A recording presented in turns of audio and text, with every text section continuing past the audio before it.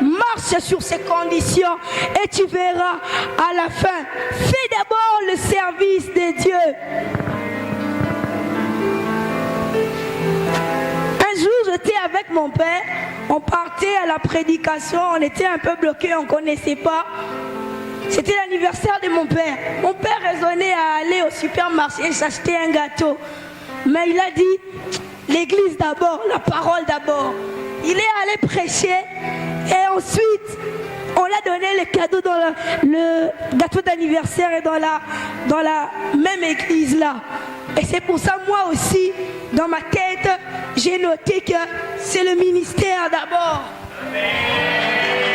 C'est d'abord Dieu avant tout. On délaisse tout, mais on met Dieu au milieu.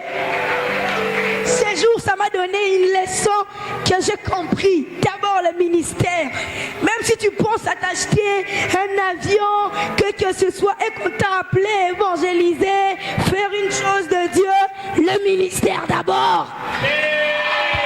Va et fais-le et tu verras, ces choses vont s'accomplir. Ce que tu raisonnais à te donner va pas venir de ton argent, mais va venir d'argent d'autrui. C'est que tu te souciais, Minerval, quel que ce soit, va venir d'une autre personne. Va venir peut-être d'un autre lieu, d'une autre église.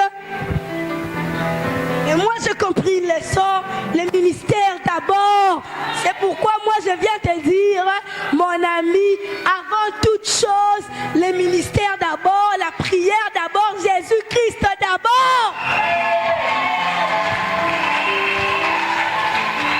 Tout ce qu'on a préparé contre toi, nul est sans effet. Quand tu marches avec le ministère de Jésus-Christ et que tu es puissant, tu ne tomberas pas.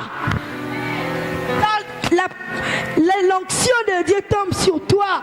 Cher ami, je te dis, va de l'avant, abandonne tout ce que tu as à faire